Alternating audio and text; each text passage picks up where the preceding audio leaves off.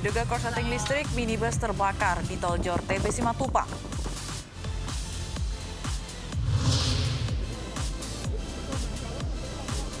Polisi tangkap puluhan pemuda yang diduga akan berbuat anarkis saat unjuk rasa tolak Undang-Undang Cipta Kerja.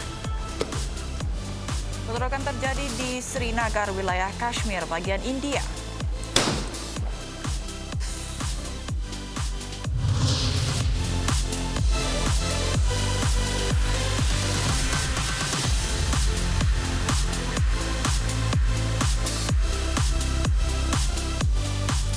Halo, selamat pagi pemirsa.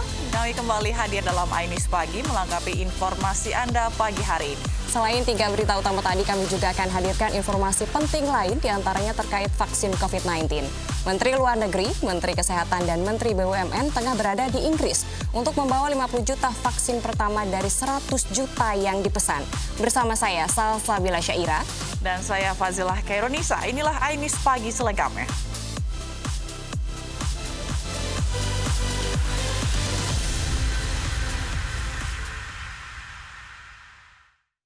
Diduga akibat arus pendek listrik di bagian mesin, sebuah minibus terbakar di dalam tol Jor Simatupang, Jakarta Selatan, Selasa malam. Tidak ada korban jiwa dalam kejadian tersebut, namun arus lalu lintas di dalam tol sempat alami kemacetan panjang.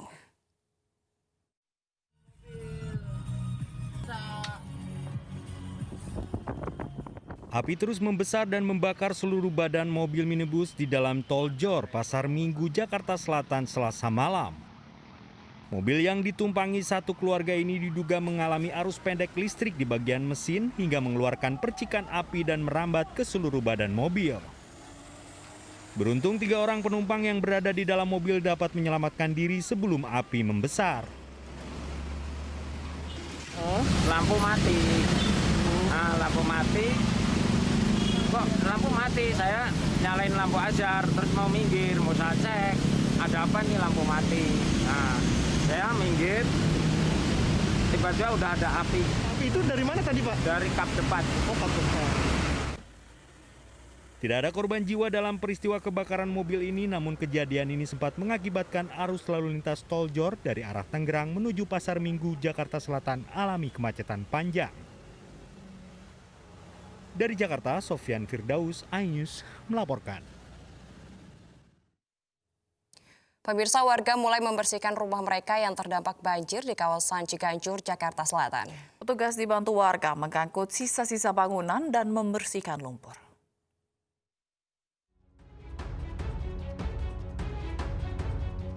Petugas Dinas Kebersihan bersama petugas PPSU dikerahkan untuk membantu warga Ciganjur mengangkut barang-barang yang sudah tidak terpakai lagi pasca banjir yang melanda kawasan ini 3 hari lalu. Pembersihan sisa-sisa lumpur dan barang rusak baru bisa dilakukan setelah air banjir surut Selasa pagi. Baru hari ini bisa ada pembersihan, sedangkan dari hari Sabtu sampai Senin kemarin masih deras air. Jadi warga untuk mengeluarkan barang-barang untuk tidak mungkin untuk bisa keluar karena air masih deras. Sementara itu, Sudin SDA Jakarta Selatan akan fokus mengeruk lumpur yang memenuhi sebagian aliran Kali Setu. 5 truk dikerahkan untuk mengangkut material lumpur akibat turap atau tembok pembatas kali kawasan Melati Residen yang longsor Sabtu lalu. 1 minggu itu maksimal ini harus terangkat dulu ya aliran yang dari setu ini, jangan tertimpa timbunan. Nah, setelah itu kita akan membicarakan tentang struktur. Tentunya kita akan datangkan atau kita koordinasi dengan ahli tanah. Karena ini sangat tinggi, sangat curam itu. Jadi nanti konstruksi apa yang cocok atau pas di PHB setu ini. 300 rumah di Jalan Damai Ciganjur, Jakarta Selatan terendam banjir setinggi 60-100 cm akibat kali tertutup longsoran tanah. 1 warga meninggal dunia akibat tertimpa rumahnya yang tersapu longsor.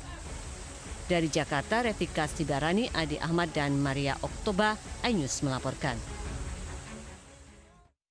Hujan yang mengguyur wilayah Kabupaten Tasikmalaya, Jawa Barat mengakibatkan tebing setinggi 20 meter di Kampung Antek Hilir, Kecamatan Gunung Tanjung longsor. Akibatnya 3 rumah dan 1 musola rusak dan seorang warga meninggal dunia.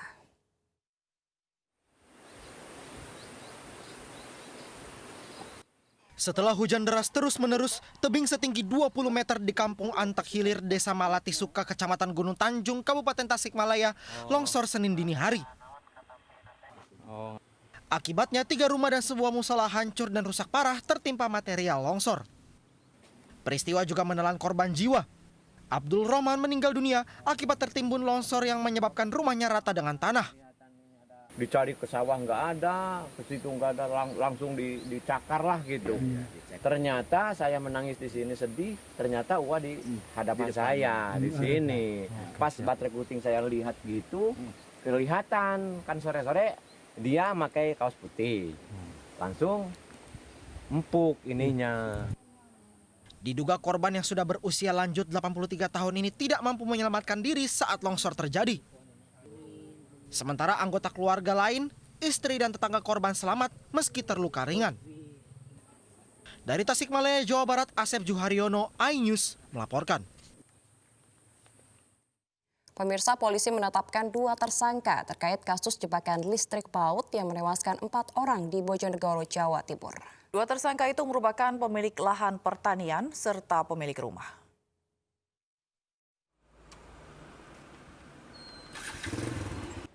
Petugas Satuan Reserse Kriminal Polres Bojonegoro menetapkan 2 orang tersangka dalam kasus jebakan tikus maut yang menewaskan 1 keluarga di Desa Tambah Rejo, Kecamatan Kanor, Kabupaten Bojonegoro, Jawa Timur. Kapolres Bojonegoro AKBP M. Budi Hendrawan mengatakan penetapan ini dilakukan setelah polisi memeriksa 5 orang saksi serta melakukan gelar perkara atas kasus tersebut. 2 tersangka adalah S dan T selaku pemilik lahan pertanian yang memberi jebakan tikus serta pemilik rumah yang mengaliri listrik. Penyidik kemarin sudah melakukan pemeriksaan, kita identifikasi di lokasi, kita sudah memeriksa beberapa saksi, tadi malam sudah digelar perkara, hari ini pemeriksaan tersangka 2 orang. Kedua tersangka dijerat pasal 359 KUHP tentang kelalaian yang menyebabkan orang meninggal dunia dengan ancaman hukuman 6 tahun penjara. Dari Bojonegoro, Jawa Timur, Dedi Mahdi, iNews melaporkan. Diduga tidak terima ditipu, seorang kakek menyerang 1 keluarga menggunakan senjata tajam. Ironis, usai menyerang ketiga tetangganya, pelaku tiba-tiba tewas di depan rumahnya.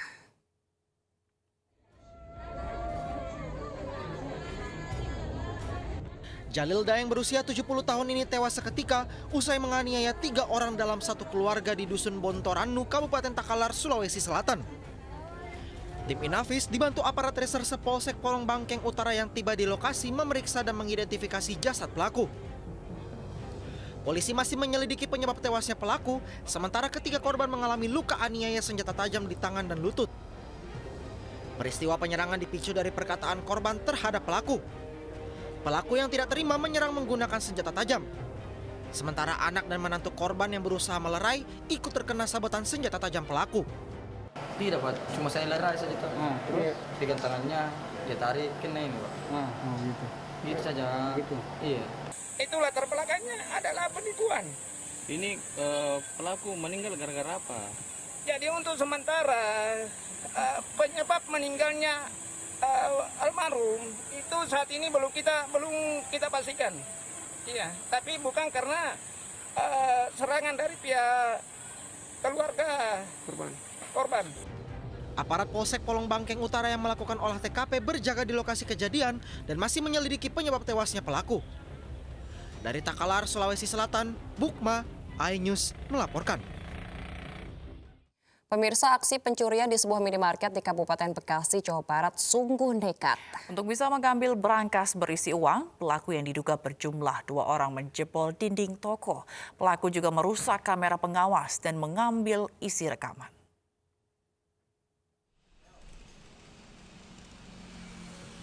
Untuk kesekian kalinya, sebuah minimarket di Jalan Raya Babelan, Kelurahan Kebalen, Kabupaten Bekasi jadi sasaran kejahatan.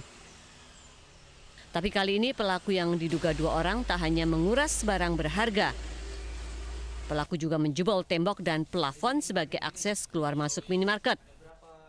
Aksi pencurian baru diketahui saat pegawai minimarket membuka toko Selasa pagi.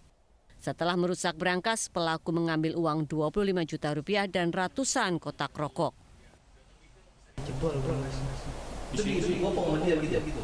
Nggak digeser terus dihancurin itu, atasnya dirusak. Oh, dirusak. Iya. Itu berapa kali? Wah, sering banget sini. Lebih. Kalau dari dulu mah kalau dari maintenance ini aja udah 7 kali. Terus yang dulu lebih kali. Itu dirusak. Untuk menutupi jejaknya, pelaku juga merusak kamera pengawas dan mengambil rekaman hasil pengawasan di toko. Diduga para pelaku merupakan spesialis pencuri minimarket. Kasus ini sedang diselidiki Polsek Babelan dan Polres Metro Bekasi. Dari Kabupaten Bekasi, Jawa Barat, Didit Junaidi, iNews melaporkan. Di Deli Serdang, Sumatera Utara, seorang wanita menjadi korban pelecehan seksual dan perampokan ketika berteduh saat hujan. Pelaku juga merampas ponsel milik korban.